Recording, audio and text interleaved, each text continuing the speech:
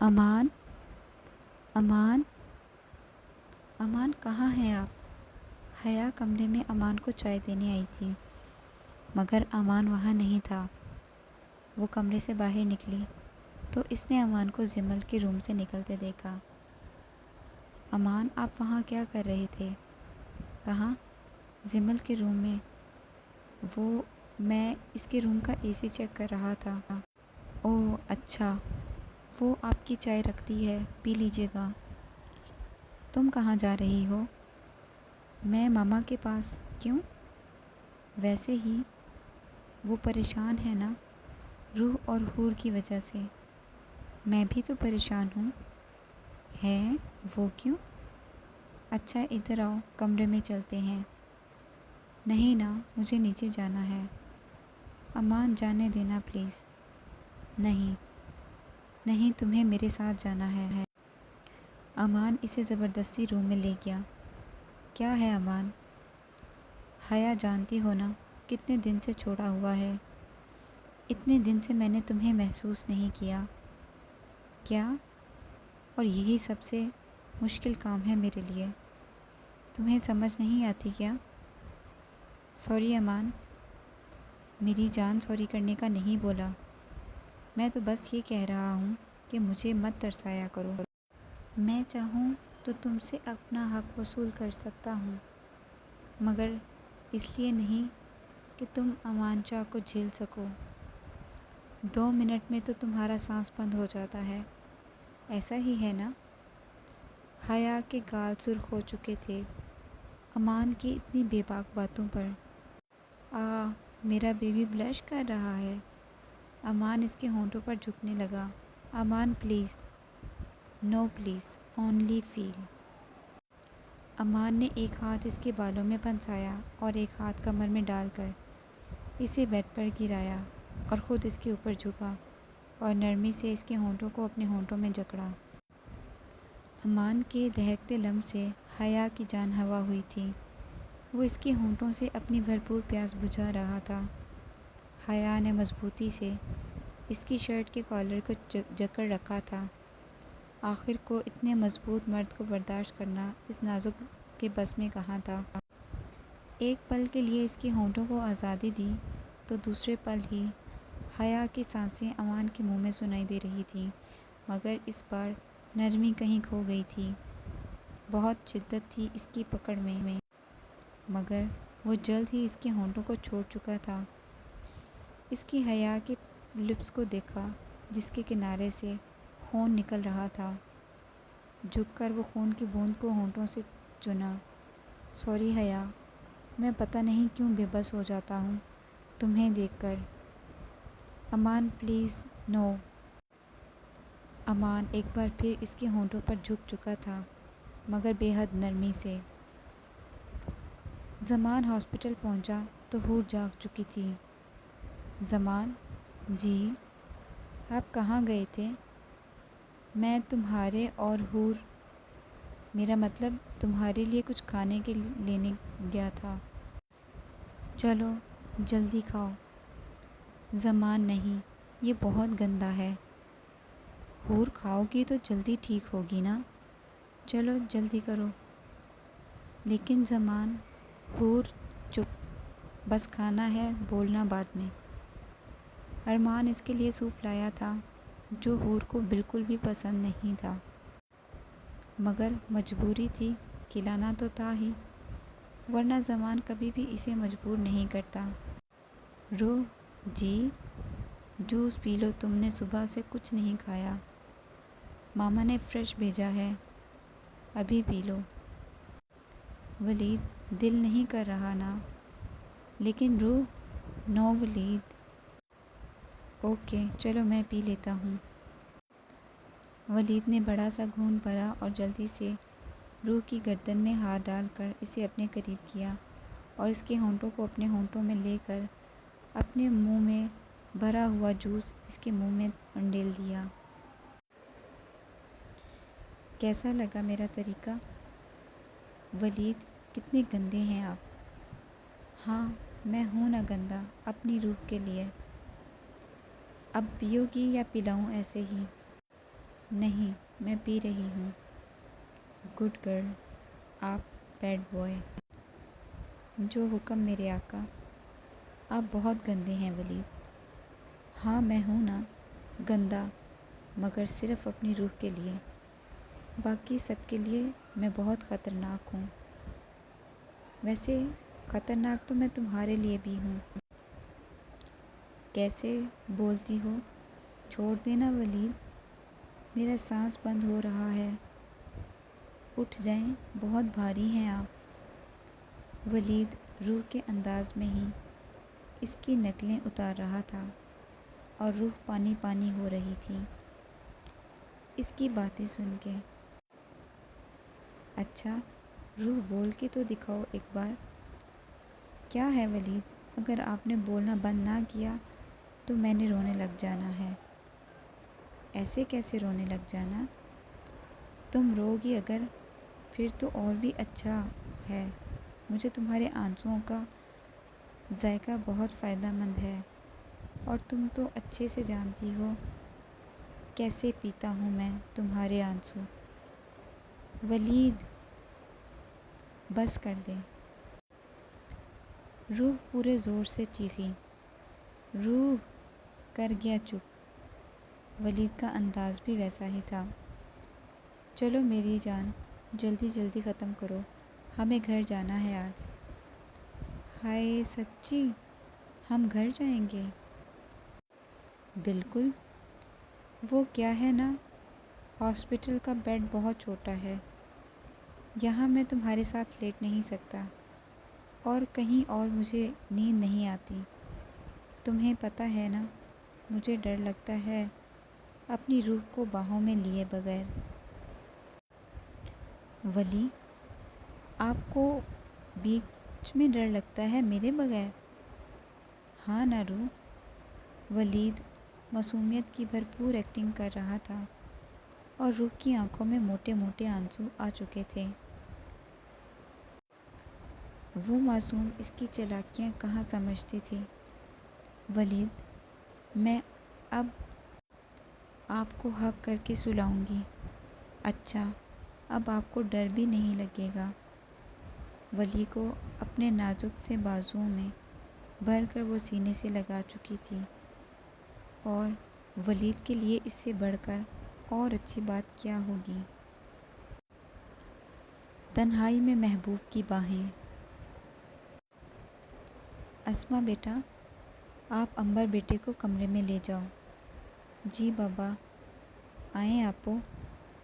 اسما اکرام بابا کی بیٹی تھی، اور وہ دونوں زیان کے فارم ہاؤس میں رہتے تھے۔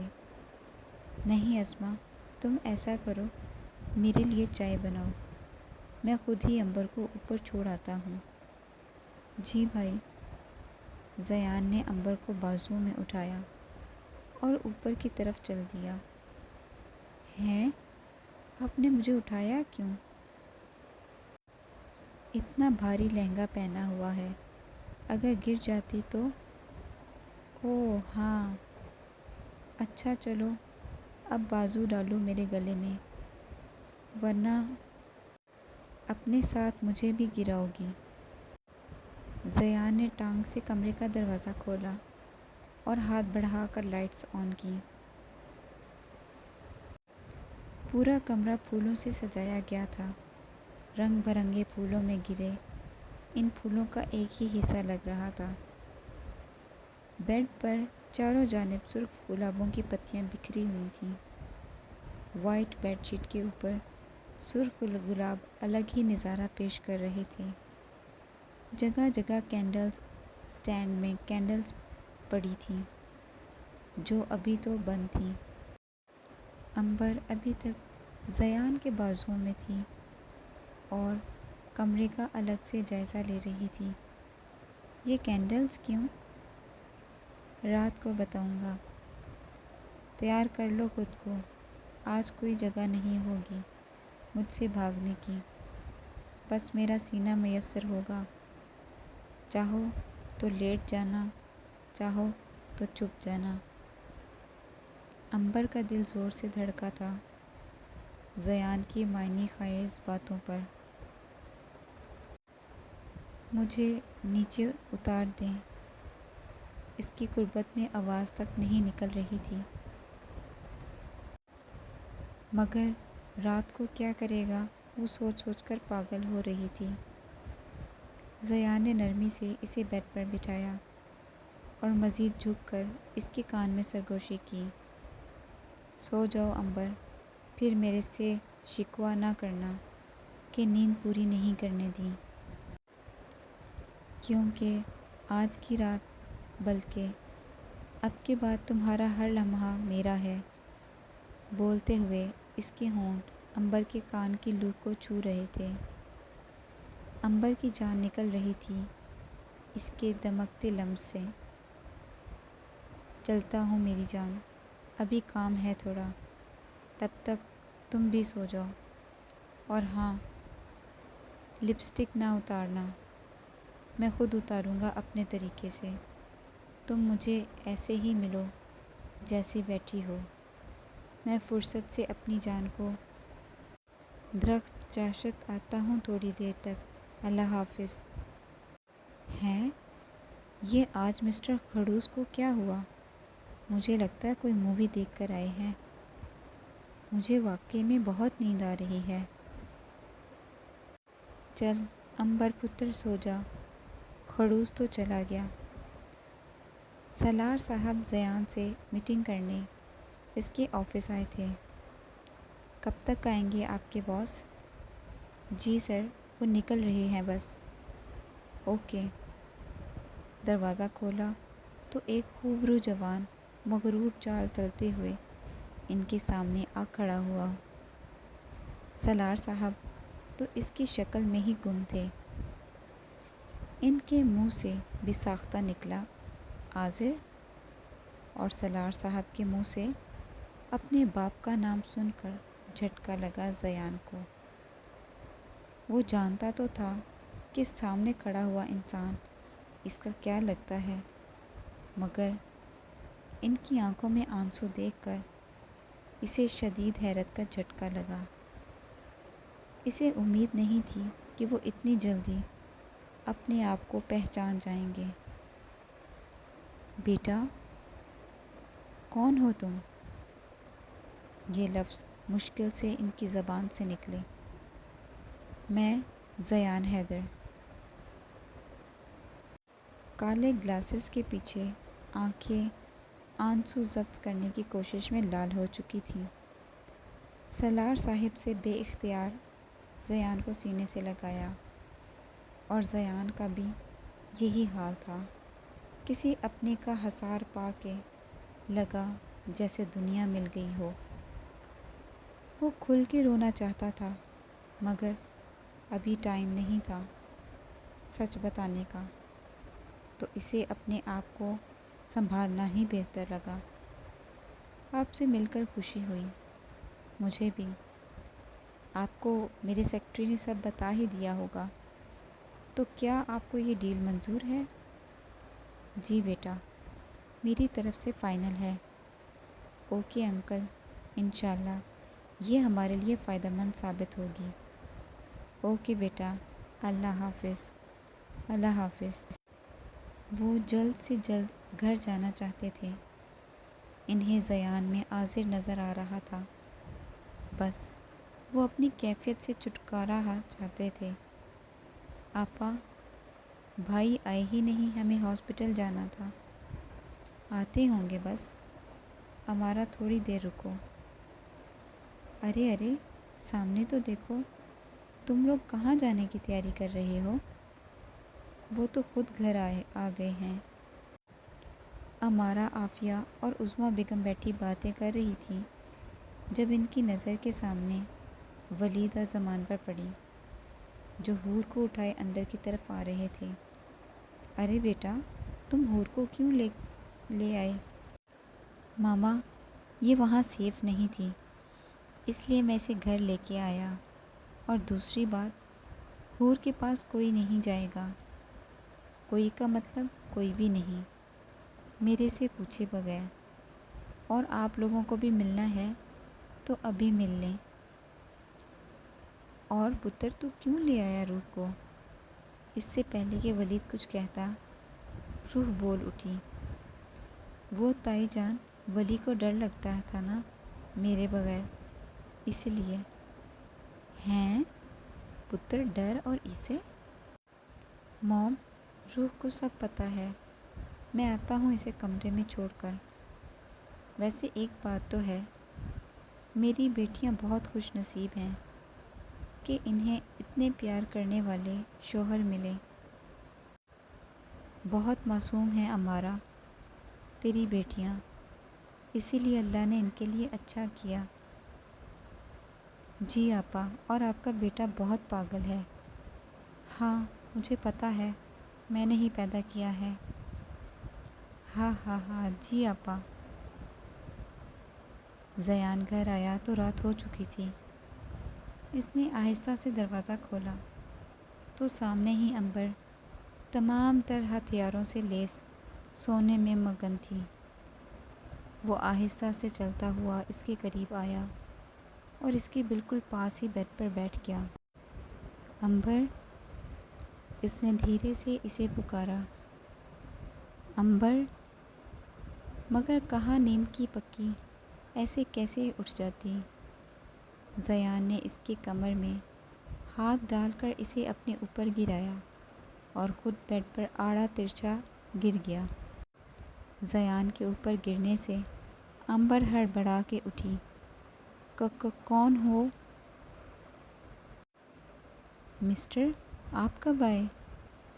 جب آپ نیند کے مزے لے رہی تھی۔ اچھا پھر سونے دے، مجھے نیند آ رہی ہے۔ آہا، ایسے کیسے؟ زیان کروٹ لے کر اس کے اوپر آ گیا اور اپنا منہ بالکل اس کے منہ کے قریب لے آیا۔ عنبر نے زور سے آنکھیں بند کر لیں۔ یہ سب اس کے لیے نیا تھا، ابھی وہ اپنے رشتے کے آغاز کے لیے تیار نہ تھی۔ اس کی گرم سانسوں کی تپش سے اس کا چہرہ جھلس رہا تھا۔ زیان نے لب اپنی بیوٹی بون پر محسوس ہوئے تو اس کے بدن میں کرنٹ دوڑا۔ جلدی سے آنکھیں کھولیں، مگر تب تک زیان اس کے ہونٹوں پر جھک چکا تھا۔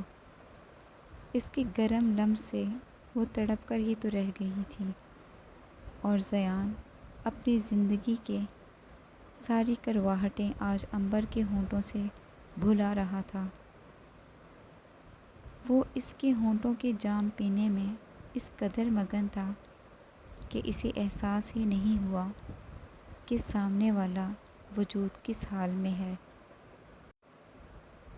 اس نے دھیرے سے اس کے ہونٹوں کو چھوڑا۔ عنبر کا چہرہ سرخ ہو چکا تھا اور لپسٹک تو کب کی زیان کے پیٹ میں جا چکی تھی۔ اس کے بھیگے ہوئے لب اسے مزید بہکا رہے تھے۔ آج تو موقع بھی تھا اور دستور بھی، اور سب سے بڑھ کر حق بھی تھا۔ ایک بار پھر اس کے ہونٹوں کو اپنی گرفت میں لیا۔ وہ مچل رہی تھی اس کی پکڑ میں، مگر اس کی پکڑ بہت سخت تھی۔ آج تو وہ جی بھر کر اپنی پیاس بجھانے کے چکر میں تھا۔ اس کے ہونٹوں میں اپنے ہونٹ الجھا کر اب اس کے ہاتھ اس کی کمر پر رینگ رہے تھے، اور عنبر کی جان ہوا ہو رہی تھی اس کی جسارتوں پر۔ جان تو تب نکلی جب کمر سے بلاؤز کی ڈوریاں کھلتی ہوئی محسوس ہوئیں۔ تڑپ کر زیان کو پکارنا چاہا، مگر آواز زیان کے منہ میں ہی کہیں دب گئی۔ وہ اس کے ہونٹ اس قدر سرخ کر چکا تھا جیسے ابھی خون نکل آئے گا، مگر دل تو ابھی بھی نہیں بھرا تھا۔